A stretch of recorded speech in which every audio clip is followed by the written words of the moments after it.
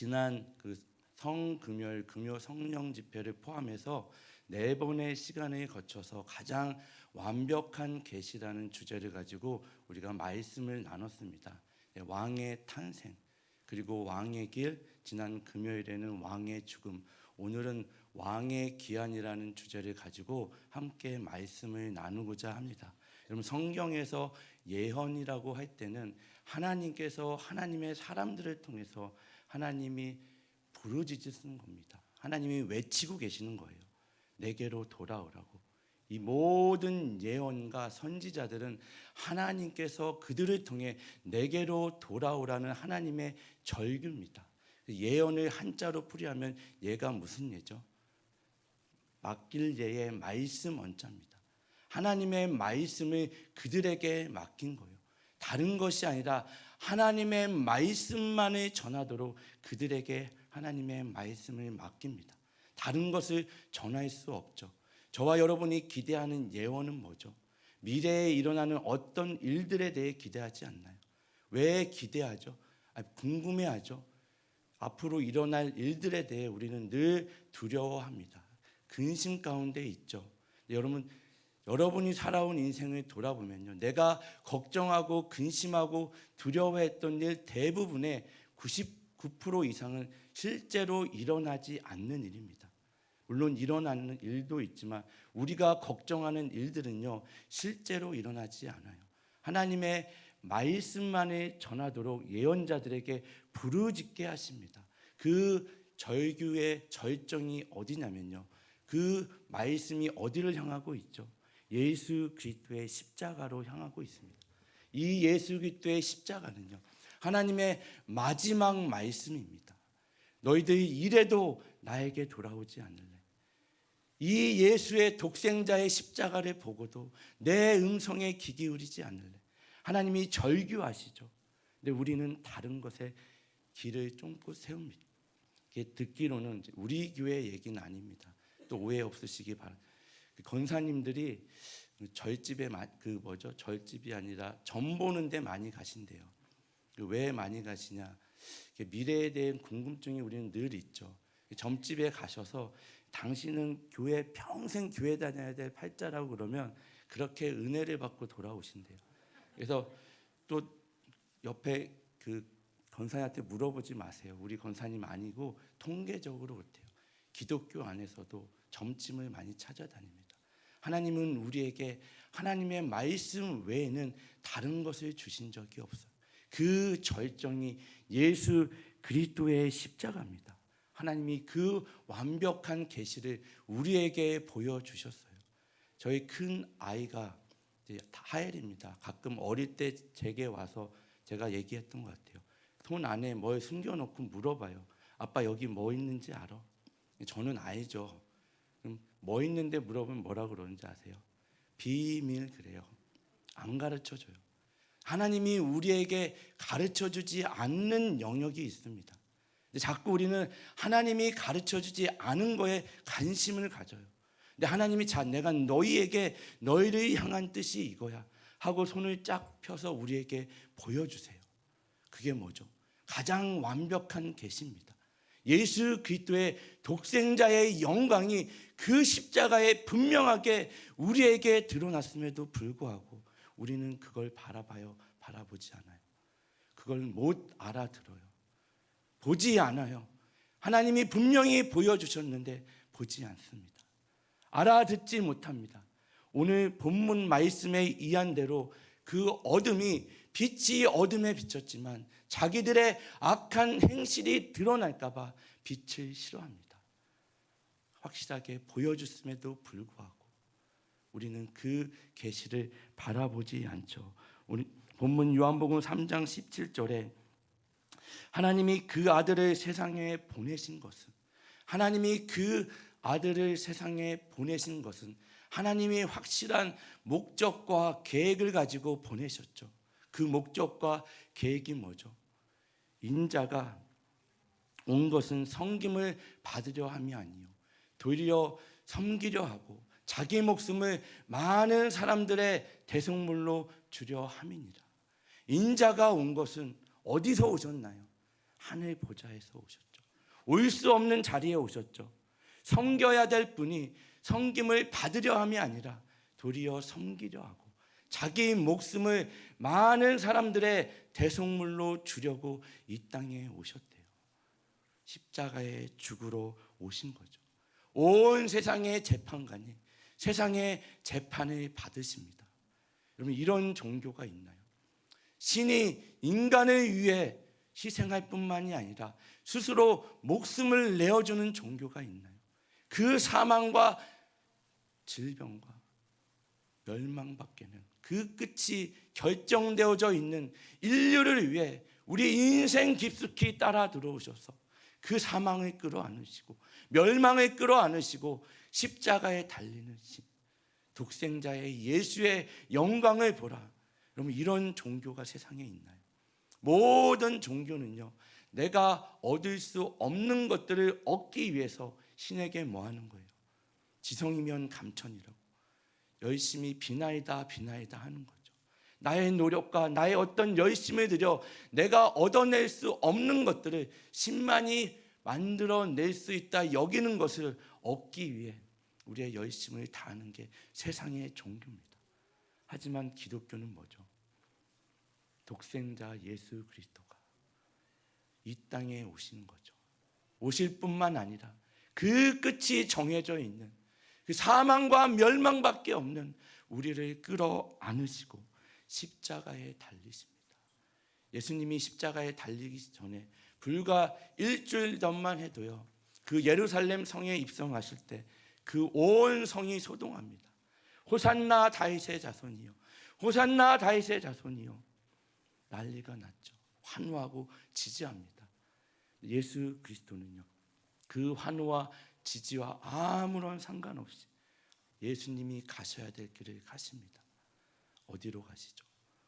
자기의 목숨을 많은 사람의 대속물로 내어 주시기로 가십니다. 예언자들이 하나님이 주신 그 말씀을 응하게 하시기 위해서, 다 이루시기 위해서 그 십자가의 길을 가십니다. 그리고 십자가에 달리시죠. 마태복음 27장 45절부터 우리 46절 말씀을 한번 같이 읽도록 하겠습니다. 마태복음 27장 45절 46절입니다. 제6시로부터 시작.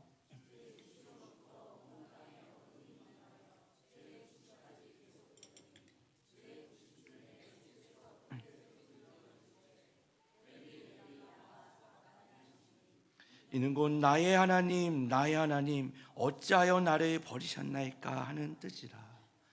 온 성이 소동이 났죠. 그 새벽에 예수님 재판 받으십니다.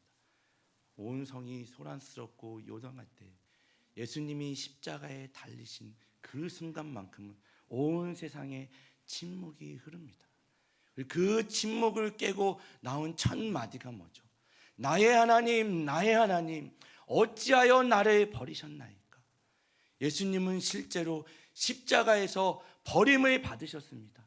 하나님의 진노를 그의 온몸으로 받으셨죠. 왜요? 우리가 버림받아야 될 그 자리에 우리가 버림받지 않게 하기 위해서 예수님이 버림받으십니다. 우리가 죽을 수밖에 없는, 하나님의 진노를 받을 수밖에 없는 우리를 위해서 그 십자가에서 예수 그리스도가 휘장이 위에서 아래로 찢어지듯이 예수님의 몸이 찢기심으로 그 성소와 지성소를 가르고 있는, 성소와 지성소는 뭐죠? 1년에 한 번 대제사장이 그 지성소로 나가 온 이스라엘 백성의 죄를 회개하는 속죄를 드리는 그 장소입니다.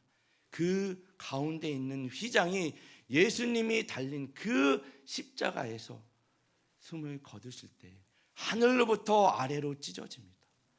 우리가 이제는 단번에 예수 그리스도가 우리의 대속물이 되어서 우리가 하나님께 나아갈 담력을 이렇게 얻는 겁니다. 그리고 그 땅에 뭐가 임했죠? 어둠이 임합니다. 제6시로부터 온 땅에 어둠이 임하여 제9시까지 계속되더니, 제6시는 오늘날 우리 시간으로 치면 정오 12시입니다. 12시부터 오후 3시까지 온 땅에 대낮인데도 불구하고 어둠이 임합니다. 칠흑 같은 어둠이 임하죠. 성경에 어둠이 임했다는 얘기는 하나님의 진노와 하나님의 심판이 임했다는 이야기입니다. 그 가장 대표적인 성경의 증거는요, 출애굽기로 가면 애굽에 하나님이 10가지 재앙을 내리실 때 두 번째 재앙이 뭐죠?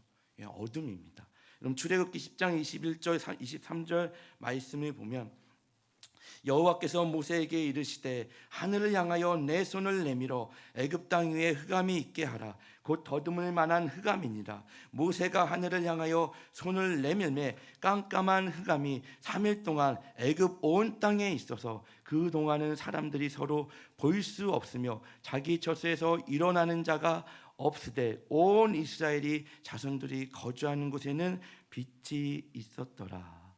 이런 어둠이 내렸다는 것은 하나님의 심판이 임했다는 얘기입니다. 예수 그리스도가 그 십자가에 달리셨을 때 대낮임에도 불구하고 칠흑 같은 어둠이 임합니다. 하나님의 진노와 심판이 임하는 거죠. 어둠이 임합니다. 뭘 상징하죠? 이 세상은 하나님이 없는 독생자가 십자가에서 희생하기 전까는 어둠이었다는 얘기죠. 자기를 들여다보지 못하죠. 다른 사람을 들여다보지 못하죠. 어디가 길인지 모르죠. 길을 나선들 그 방향이 올바를 수 없죠. 그 길의 끝에는 운명이 정해져 있죠. 어디가 길인지 몰라. 그 길을 찾아 헤매다가 결국은 사망과 멸망밖에 없는 그 자리, 하나님이 그 십자가에서 그 어둠을 끌어안으시고 무덤으로 들어가십니다.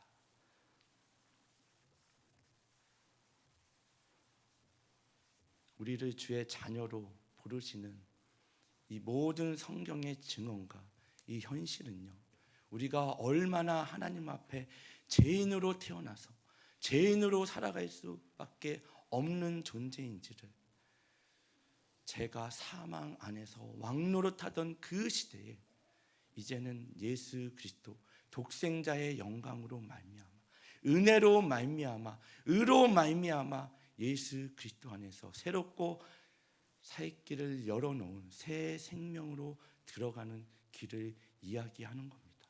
사람들은 어둠을 좋아합니다. 빛을 좋아하지 않죠. 스스로 죽음의 자리에서 그 사망에서 나올 수 없는 우리를 예수님이 따라 들어오셔서 그 죽음을, 그 사망을 뒤집어 부활의 생명을 우리에게 주시는 것, 이게 기독교의 굉장히 중요한 메시지입니다. 죽음으로 끝나는 기독교, 예수 그리스도가 십자가에 달려 끝나는 기독교가 아니죠. 죽음이 다가 아닌 생명이 시작인 그 부활의 생명을 우리에게 주는 게 기독교입니다. 여러분, 예수님이 태어나셔서 예수님의 삶과 죽음 사이에 자기가 메시아라고 주장하는 수많은 인물들이 있었습니다. 수많은 인물들이 일어납니다. 하지만 그들이, 자기가 메시아라고 주장하는 자들이 다 죽죠. 그리고 그 메시아를 추종하는 자들은 오래 가봐야 몇십 년 갈까요? 다 흩어집니다. 존재하지 않아요. 기독교만은 예수 그리스도가 내가 메시아다, 그리고 수백 년, 수천 년이 지난 지금도 저와 여러분이 그 예수를 바라보는 이유와 근거는 뭐죠? 예수님이 살아나셨기 때문입니다. 예수님은 부활하셨습니다. 그 죽음과 그 사망을 끌어안으시고 그 무덤에 들어가셔서 거기서 일어나셨습니다. 부활하셨습니다. 믿으십니까? 이거를 붙잡는 거죠. 사도 바울은요, 이것을 이렇게 가감하게 선포합니다. 고린도전서 15장 14절에 그리스도께서 만일 다시 살아나지 못하셨으면 우리가 전파하는 것도 헛것이요 또 너희 믿음도 헛것이며, 부활을 믿지 않으면, 예수 그리스도가 살아나지 않았으면 다 거짓이래요. 저는 늘 말씀을 준비하고 여기에 설 때마다 하나님의 말씀, 부활하신 주님만을 전하게 하여 주시옵소서. 두렵고 떨림으로 서야죠. 제가 전하는 이 말씀이 단지 여러분에게 듣기 좋은 소리, 어떤 다른 소리를 한다면 저는 하나님 앞에 벌을 받겠죠. 여러분은 제 설교를 들으시면서 판단하시기 바랍니다. 저 사람이 하나님의 말씀만을 전하는지 아니면 거짓 선지자의 말을 하는지, 만약 제가 거짓 선지자의 말을 한다면, 예수와 예수의 부활을 이야기하지 않는다면 저는 하나님 앞에 벌을 받을 것입니다. 반대로 제가 하나님이 내게 주신 살아계신 그 하나님의 말씀만을 전한다면 여러분들은 이 말씀을 귀하게 들으십시오. 이 말씀을 붙잡으십시오. 이 말씀을 붙잡고 여러분에게 허락한 그 삶의 자리에서 부활하신 주님을 붙잡고 살아내십시오. 예수의 이름으로 사십시오. 예수님을 쫓으시기 바랍니다. 세상은 여러분에게, 세상이 요구하는 길은 넓어요. 찾는 이가 많습니다. 예수님이 요구하시고 우리에게 따르라는 길은요, 좁은 길이죠. 협착한 길이죠. 찾는 사람이 많이 없는 길이죠. 예수님도 이 땅에 오셔서 천국에 대한 비유를 뭐라고 말씀하시죠? 천국은 마치 밭에 감춰져 있는 것과 같대요. 감춰져 있어서 세상 사람들은 알지 못합니다. 우리는 알죠. 예수 그리스도가 살아나심을 알죠. 예수 그리스도가 부활하심을 알죠. 다시 오심을 압니다. 그래서 우리는 예수님이 이 땅에 낮고 낮은 자리에 오십니다. 세상에 왕들이 가지 않는 그 자리로 가십니다. 사람들이 피하는, 정말 가기 원치 않는 자리로 가시죠. 꺼리끼는 자리로 가십니다. 꺼리끼는 사람들을 만나십니다. 그 자리가 은혜죠. 예수님이 계신 그 자리가 은혜입니다. 하지만 무덤만큼은 예수님이 계시지 않죠. 예수님이 계시지 않는 게 은혜입니다. 그러니 여러분, 무덤을 바라보지 마십시오. 더 이상 허망한 것들, 죽음밖에는 만들어낼 수 없는 것들을 바라보지 마시고 부활하신 주님을 바라보십시오. 소망 되시는 주님을 바라보십시오.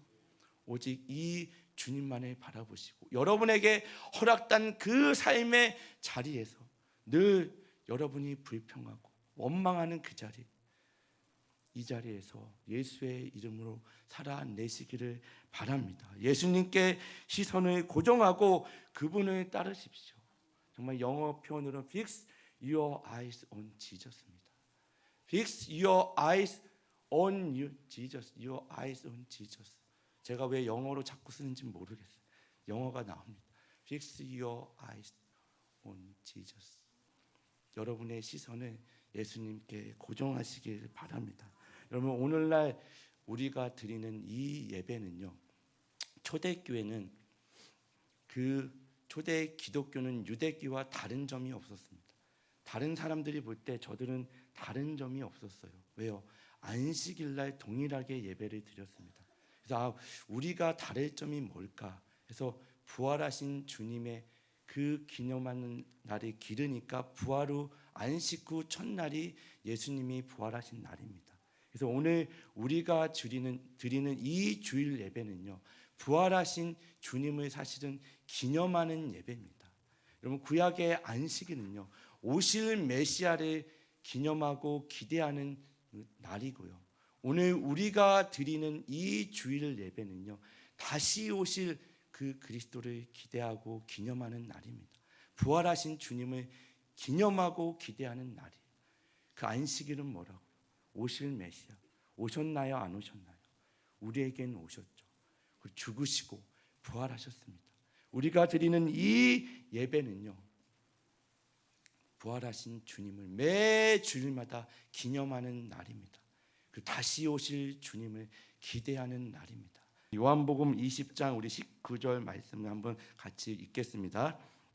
이날 곧 안식 후, 시작.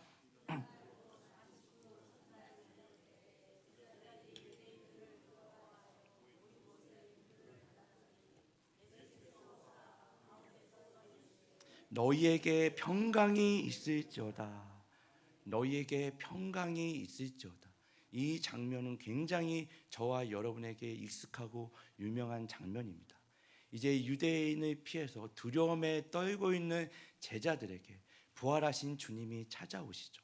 찾아오셔서 제자들에게 하신 첫 말씀이 이 말씀입니다. 너희에게 평강이 있을지어다. 여러분, 평강은 뭐죠? 아무 걱정이 없는 게 평강인가요? 아무 근심이 없는 게 평강인가요? 성경은 죄송하지만 그런 걸 평강이라고 이야기하지 않습니다. 하나님과 깨어져 버린 관계가 다시금 회복되는 걸 성경은 평강이라고 이야기합니다.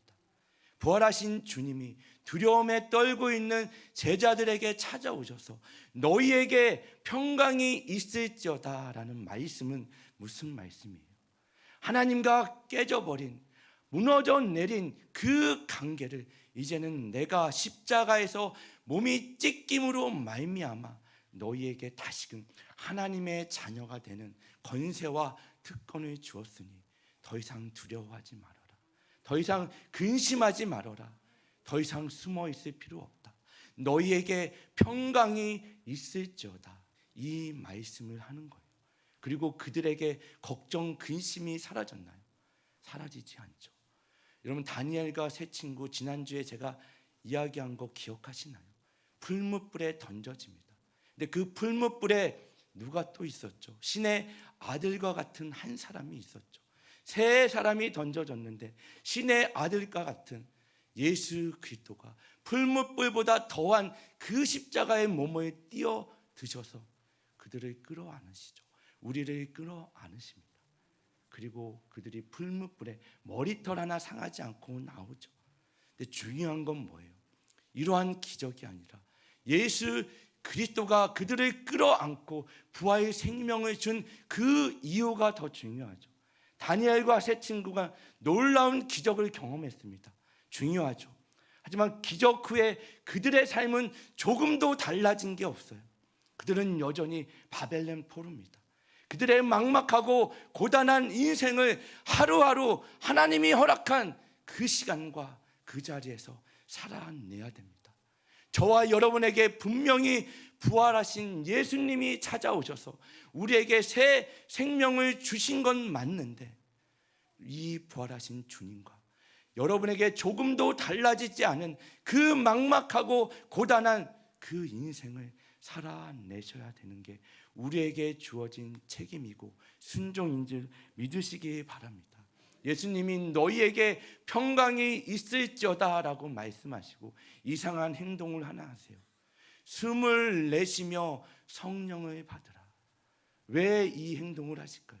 그냥 너희에게 평강이 있을지어다 그리고 성령을 받으라 이렇게 말씀하셔도 전혀 이상하지 않죠.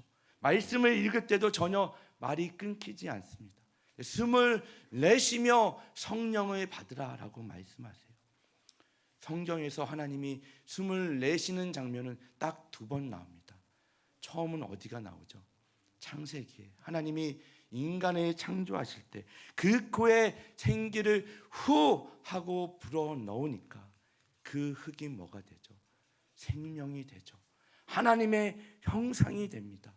하나님이 후 불어넣으니 흙이 생명이 되고 하나님의 형상이 됐음에도 불구하고 죄로 말미암아 하나님의 형상이 다 깨어지죠. 다 무너져 내리죠. 이 세상이 무너져 내립니다. 또 다른 한 곳은 어디죠? 오늘 본문 우리가 오늘 읽은 말씀입니다. 예수님이 제자들에게 찾아오셔서 너희에게 평강이 있을지어다. 그리고 숨을 내쉬며 태초에 하나님이 천지를 창조하시고 인간을 창조하신 것처럼 숨을 내쉬며 성령을 받으라. 뭘 말씀하는 거죠? 태초에 하나님이 천지를 창조하실 때 홀로 하나님이 천지를 창조하셨죠. 완전하고 완벽한 그 세상을 창조하셨습니다. 무너져 내린 죄로 말미암아 깨어져 버린 무너져 내린 그 세상을 이제는 예수 그리스도가 홀로 하시는 구원의 역사라는 것을 재창조하심을 이렇게 성경이 증언하는 겁니다. 여러분, 우리가 세상에서 여러분들의 기도 제목이 뭐죠? 다른 거 말고 하나님 그냥 남들과 같이 평범하게 살게 해주세요. 때가 되면 자녀를 낳고 이 자녀들이 때가 되면 짝을 만나고 때가 되면 손자 손녀 보고 남들에게 손 벌리지 않고 남들에게 손가락질 당하지 않고 그냥 남들처럼 평범하게 살게 해주세요. 여러분 살아보니까 되던가요? 평범하게 사는 게 가장 힘들죠. 안 되더라고요. 다 무너져 내립니다. 다 깨집니다. 이 세상은 원래 죄로 인해 무너져 버렸기 때문에, 깨졌기 때문에 이 하나님이 세상을 사랑한 건 맞는데, 세상을 사랑해서 독생자를 보낸 건 맞는데, 저와 여러분 무너져 내린 상처밖에 없는 깨져버린 저와 여러분을 위해서 이 독생자를 보내셨습니다. 예수님은, 제자들은요, 예수님의 손과 발에 난 못자국과 그 옆구리에 난 창자국을 보고 그들의 삶이 다 무너져 내립니다. 여기가 끝인 줄 압니다. 십자가에 가는 길을 아무도 쫓지 않았죠. 죽는다는데 따르는 자가 누가 있겠어요? 예수님이 3일 후에 나는 살아나리라, 3일 후에 나는 살아나리라, 3일 후에 나는 살아나리라. 아무도 믿지 않았죠. 왜요? 십자가를 가는 길에 아무도 쫓지 않았습니다. 예수님의 손에 발에 난 그 상처는, 못자국은 제자들에게 있어서는 다 끝이었죠. 그들의 삶이 무너져 내립니다. 그리고 예수님이 찾아오시죠. 다시금 부활하신 주님이 손과 발에 옆구리에 난 상처를 그들에게 보이고 만지십니다. 그제서야 그들이 뭐예요? 예수님의 손과 발에 난 상처가 영광의 상처임을 압니다. 이 영광의 상처를 끌어안고 이들이 예수님을 따르는 삶을 살아내게 됩니다. 우리에게 주어진 이 상처, 예수님은 반드시 오실 것입니다. 다시 오십니다. 무너져 내린 이 세상 다시 오셔서 다시금 완성하실 것입니다. 끊임없이 흘러야 되는 저와 여러분의 눈물을 닦아내실 것입니다. 이 상처뿐인 여러분의 인생을, 그 상처가 영광이 되게 하실 것입니다. 이 예수를 바라보시기 바랍니다. 여러분에게 주어진 그 막막하고 고단한, 조금도 바뀌지 않은 부활하신 주님을 내가 붙잡고 바라보고 만났음에도 불구하고 조금도 바뀌지 않은 그 현실 앞에 여러분 다시 오실 주님을 바라보십시오. 다시 오셔서 여러분의 눈물을 닦고 여러분의 상처를 끌어안고 이 무너져 내린 이 세상을 다시금 완성하실 그 예수 그리스도를 바라볼 때 저와 여러분은 여러분에게 주어진 그 하루와 그 시간을 예수의 이름으로 살아낼 수 있는 줄 믿으시기 바랍니다. 악에게 지지 말고 선으로 악을 이기라. 무슨 말이죠? 우리가 선을 행해도 이 세상은요, 악은 소멸되거나 없어지지 않더라고요. 너 이 세상에 그럼에도 불구하고 선을 행할 수 있겠니? 하나님이 늘 우리에게 이걸 요구하십니다. 이 요구 앞에 정말 반응하고 결단하고 살아내시는 저와 여러분 되시기를 예수님의 이름으로 축원합니다.